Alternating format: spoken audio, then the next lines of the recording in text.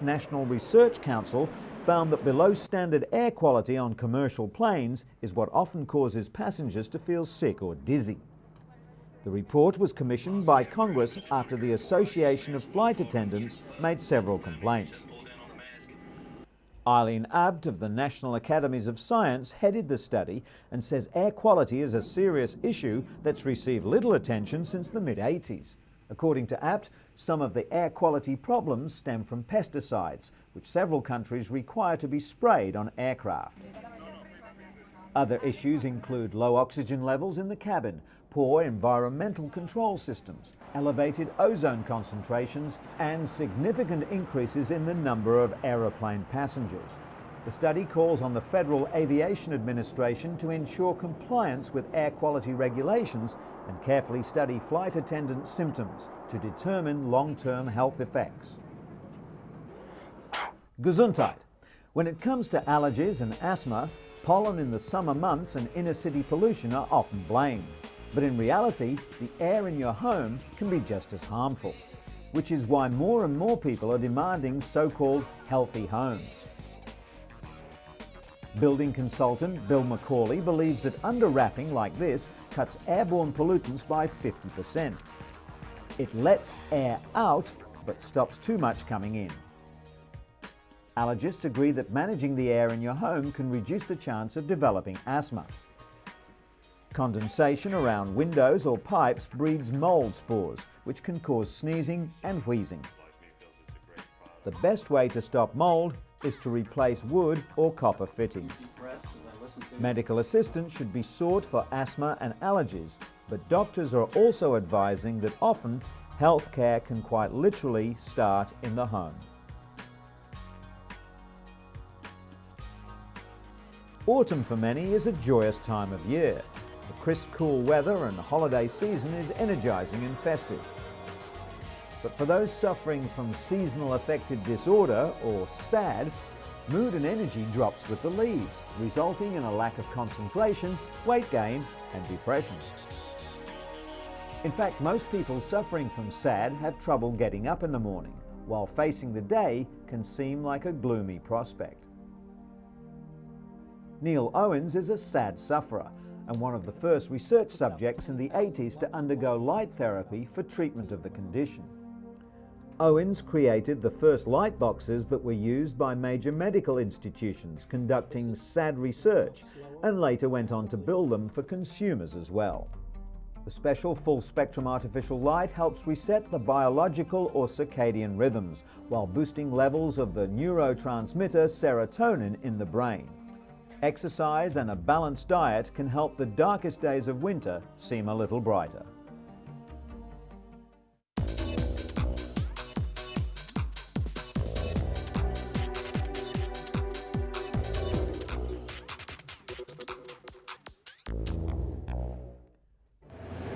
At first glance, the statistics don't seem so ominous. An estimated 163,000 people are infected with HIV or AIDS in Russia, a country of 147 million people. But experts fear the real figure could be 5 times higher. In anticipation of World AIDS Day, UN AIDS and the World Health Organization released the grim statistics, showing the former Soviet bloc now faces the fastest growing infection rate. The increased use of intravenous drugs is of key concern, as is the epidemic in the pediatric population. This hospital in St. Petersburg is the only one for HIV-infected children, abandoned by their mothers, mostly HIV-infected drug addicts. More than 80% of the reported cases are in people under 30. AIDS is now the 4th biggest killer around the world. Africa continues to be the hardest hit, with almost 3/4 of the almost 40 million sufferers worldwide. Researchers in the US are reporting an alarming new increase in drug resistance among HIV-positive people undergoing antiretroviral drug therapy. 50% of Americans undergoing highly active antiretroviral therapy are developing mutant strains of the deadly virus due to irregular use of the drugs. Researchers measuring the blood viral levels of 2,000 people undergoing the therapy also found that 64% of participants experienced a rise in viral levels over time. This indicates that they're receiving less benefit from the drug cocktails than they were a few years ago. The main reason for these alarming figures is that drug compliance is so difficult. The study found that 20% of all newly infected people were already carrying drug-resistant strains of the virus. If the trend continues, the HIV virus could develop resistance to all drugs. The AIDS crisis has had another unexpected side effect too. It sparked a diverse cultural response from both HIV-positive and HIV-negative artists. Positive Lives is one of the most remarkable responses. For 8 years, it's charted the course of the virus and its impact on people's lives. According to the exhibition curator, Kevin Ryan, this art has many different uses: for health, for education, and for knocking down barriers of stigma. Literature has also seen an explosion of HIV content. AIDS provides elements that are crucial for a good read: love, sex, death, and plenty of drama. Like no other health crisis, HIV has sparked creativity that comforts, questions, and also explains.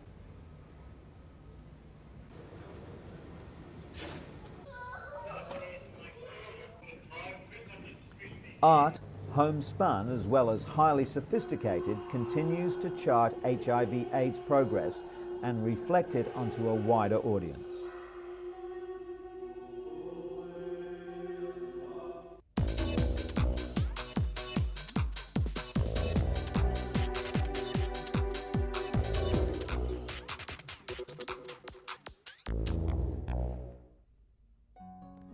Val Garvey was told not to expect any miracles when her son Poirik was diagnosed with autism 3 years ago. Doctors told her he'd never be able to form relationships, use his imagination, hold conversations, or even dress himself. Now 6, Poirik can do all that and more. Autism remains a mysterious condition that affects 1 in 500 people. It's a neurological disorder that varies widely. But what autistics all have in common is an inability to forge social relationships naturally. Poirik's progress came from a unique home-based educational program pioneered by the parents of 28-year-old lecturer and writer Raun Kaufman of the Sunrise program at the Autism Treatment Center of America. At 18 months of age, Raun was diagnosed with severe autism and an IQ of less than 30. By the time he was 5, all traces of autism had disappeared.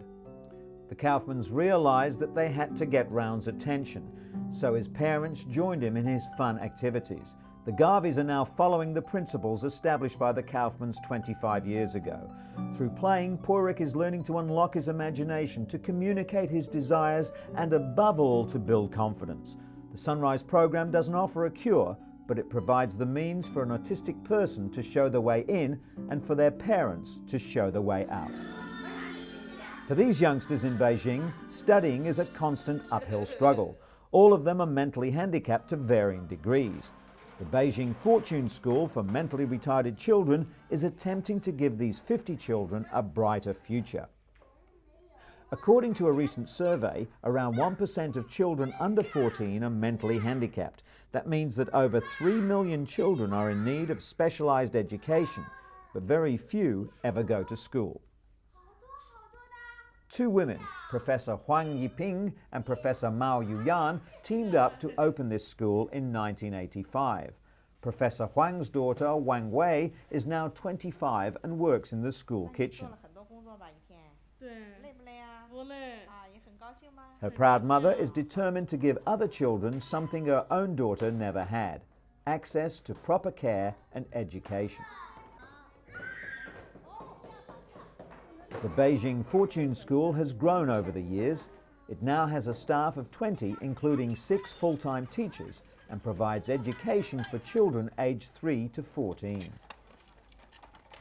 The school is privately funded and has developed its own teaching methods. There's much emphasis on recreational activities as well as the arts. It also provides in-house training for its teachers and support staff.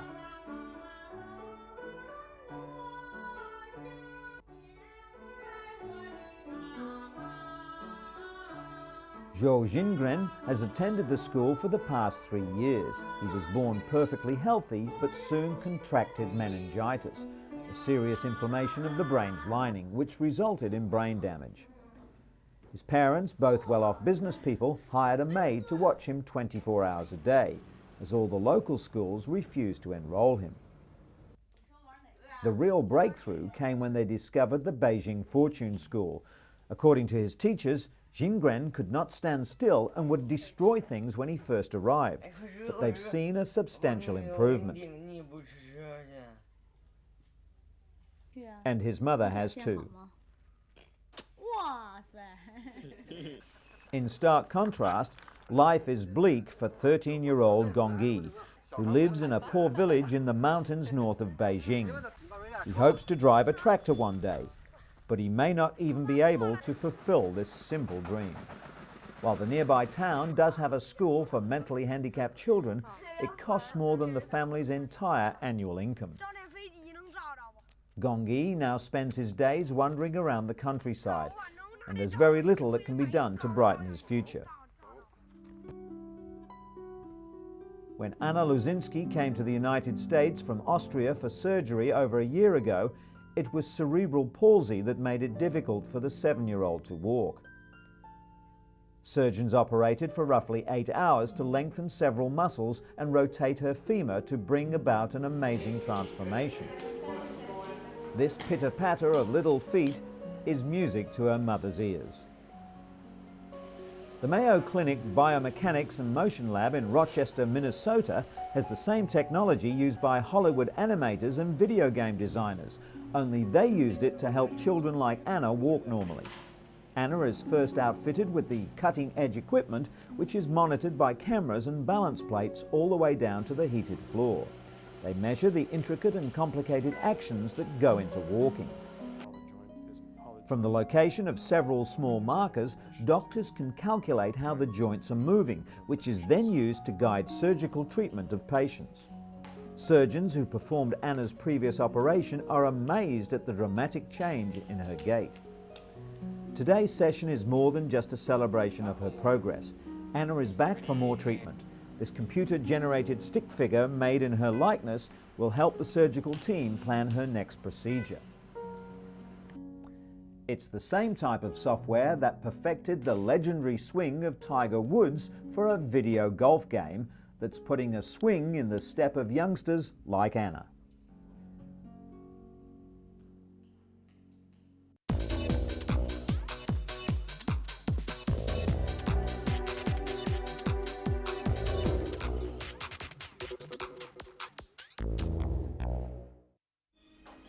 A major research study has revealed that nearly a third of heart attacks and strokes could be prevented with wider use of cholesterol-lowering drugs known as statins. The study, billed as the world's biggest trial, involved 10,000 people testing the new drugs. Statins are normally given to people who have very high cholesterol levels, but the study showed they also work in those with normal or low cholesterol. The British Heart Foundation described the findings as a major advance in the treatment of heart disease, especially as 1.5 million Britons currently suffer from the condition. 6 years ago, Kelly Perkins came to UCLA for a heart transplant after a virus damaged her own heart. Today, she and her husband Craig are making a social call. They've come to see cardiologist Dr. John Kobashigawa, the man who helped Kelly get her life back. 40-year-old Kelly wants to share one of her proudest achievements. She recently returned from Tanzania, where she became the world's first transplant recipient to climb Africa's highest mountain, Mount Kilimanjaro. Kelly's 8-day trek was recorded by a documentary film crew. She's climbed other mountains in the US and Japan, but at 19,340 feet, Mount Kilimanjaro was the highest and the most challenging. Being a transplant recipient means that Kelly fatigues quickly, and because nerves were severed during surgery, her heart doesn't keep pace with her level of exertion. The climbers set out for the summit at midnight in sub-zero temperatures. Having conquered Kilimanjaro, Kelly's now looking for another mountain to climb. It's her way of demonstrating that transplant recipients can live a full life while encouraging people to save lives by being organ donors.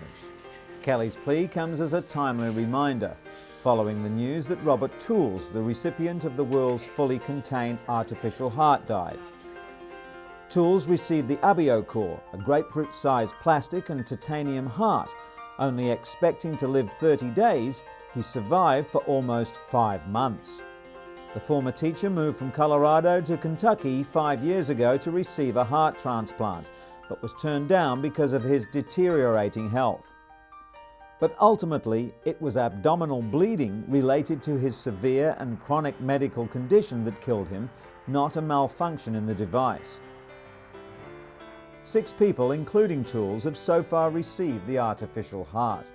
The EP04 is designed to extend the lives of patients who would otherwise die of heart failure and are ineligible for a heart transplant. Its internal battery system allows patients to be free of tubes and wires required to power previous devices. And, contrary to traditional medical belief, researchers have found evidence that human heart cells can regenerate. Doctors discovered that a recipient's own cells multiplied in the new heart, repairing damage previously considered irreversible. Just days after surgery, male transplant patients who received female hearts had new blood vessels and muscles with male chromosomes form in the female hearts. This means that the recipient's remaining heart tissue may have had primitive stem cells that were called into action to repair damage.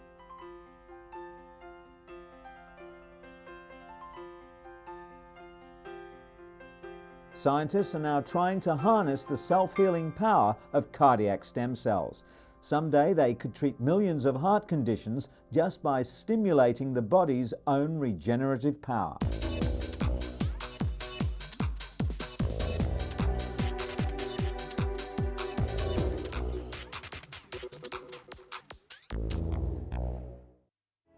US researchers say they've created an air filter system that's capable of destroying the deadly anthrax bacteria and a host of other lethal viruses, including smallpox.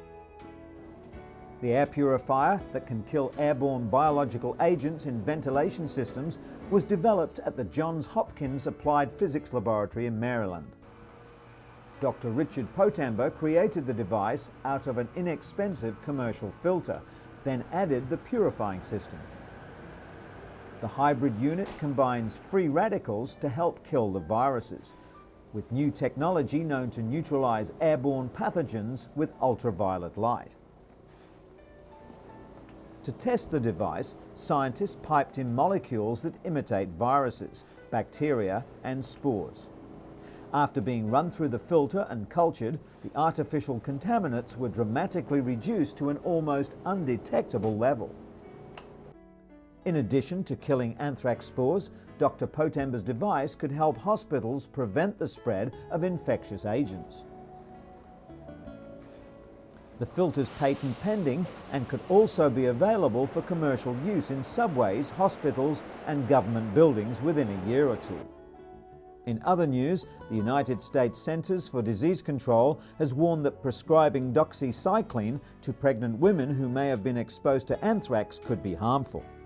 Health officials worry that doxycycline could stunt fetal growth when taken during pregnancy, recommending instead the antibiotic Cipro, the first drug approved against inhalational anthrax.